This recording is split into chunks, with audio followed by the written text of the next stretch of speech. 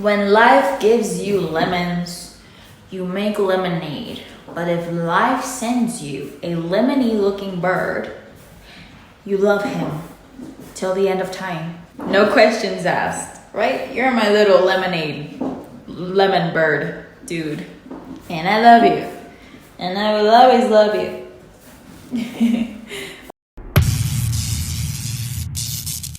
Hey guys, what's up? Welcome back to another video. So today I'm going to be telling you guys a quick story on how I ended up with this little lemony looking dude in my life. So a few months ago, I was visiting a friend who just happened to have a pair of parakeets. It was their first time ever, pairing up, laying eggs. So they were very inexperienced parents. I'm cutting here to the part where I found the egg, but basically on the bottom of the cage, they have their little nest area, but in the bottom of the cage, the little egg fell out and was just in the floor of the cage. I think what happened was that the baby tried to hatch, but it had difficulties, as you will see here in a few minutes. And usually parakeets, when they sense that a baby is not viable, they will discard it. So I think that's what might have been going on here. So I grabbed the little egg, took a look at it. You can see the baby in there, it's moving, so that's good. At this time, I was just kind of seeing what was going on and trying to keep the egg warm. There was a heat source nearby so that the baby would not get too cold. And so yeah. So then I asked my friends for some pliers and decided that I wanted to try and help the egg hatch out. Okay, so first, don't do this, you guys, unless you know what's going on. I have hatched out eggs in the past. I do not consider myself an expert, but I think I am somewhat knowledgeable in the topic. It's really not good to help baby birds, feathered beings. It's not very good to help them hatch out. It's very dangerous. You really do need to be careful. I've done a ton of research on this in the past. And see, it's a very delicate process because the egg is covered by a membrane, but then that's covered in vessels. And all those vessels could possibly still have blood circulating in them if the baby was not ready to hatch. It's possible it did not absorb the blood. And if you cut the vessels, you will pretty much make the baby bleed out. What's recommended is to kind of crack the shell a little bit, and if you see blood, you stop and you keep the egg warm and you wait. Now, I think I've done this several times, enough to know what was going on. I could tell that the problem with this little egg was that it dried out. So what happens is if the humidity is not high enough, the membrane will shrink and will actually trap the baby inside. And it makes it impossible for them to hatch out. So I peeled back some of the shell. I could see that there was no bleeding, so I kept going and saw the baby. Yeah, it was pretty dried out. There might have been some problems with humidity with the parents incubating. And it was their first time ever being parents. So it could be environmental, it could be them. I don't know. I don't have answers for that. But yeah, so I just very slowly and carefully, the pliers were no help here. I really did not have control of what I was doing with them. So I just went in with my nails. And girl, I know my nails look really, really bad here. I know. But it's not what this video's about, okay? And well, yeah, I just kept peeling back the membrane little by little and breaking tiny pieces of the shell at a time. And the baby was moving the whole time. He was happy.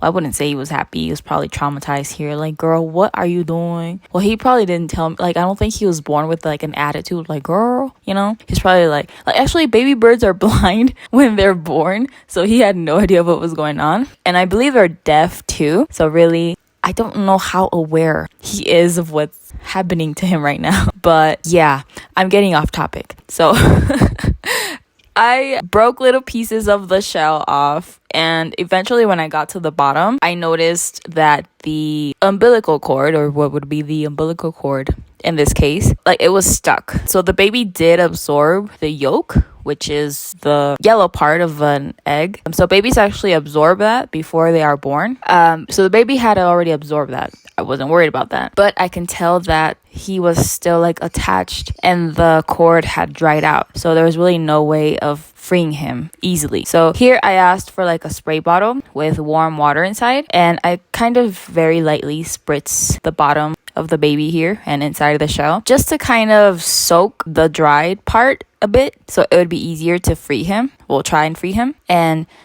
yeah, I just kind of let the water soak in there. I didn't want to spray the baby directly, but since there was a heat source nearby, I went ahead and did it. And I just kind of let that water soak up a little bit for a few minutes.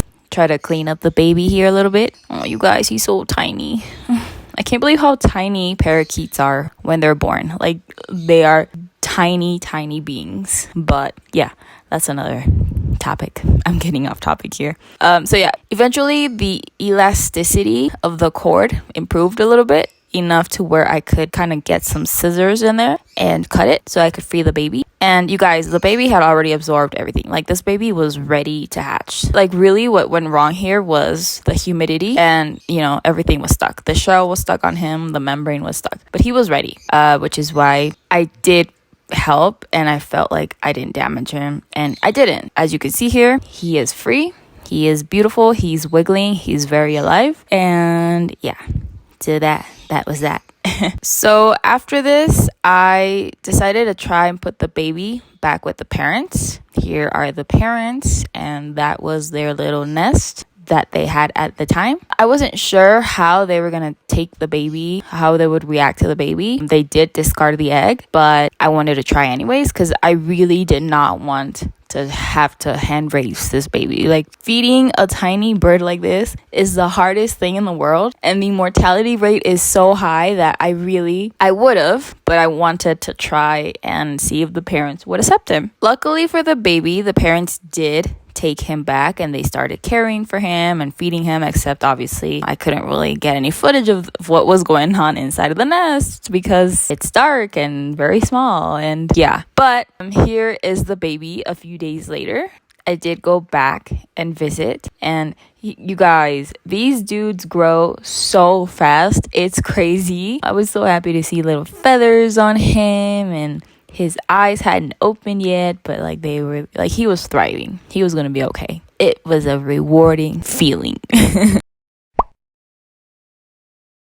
Okay, so now what had happened was I pretty much kept in touch. I was just constantly like asking like, hey, how's the baby? Hey, is he growing? Hey, this. Like, I was really emotionally invested. So yeah, I was constantly going over to see him, spending time with him, not with him, like just like looking at him. Obviously you can't really mess with the babies when they're babies.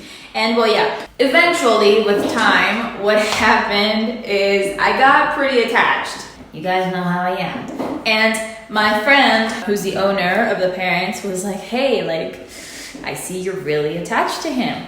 Do you want him? And you know, I said yes. So that is a quick story on how he happened.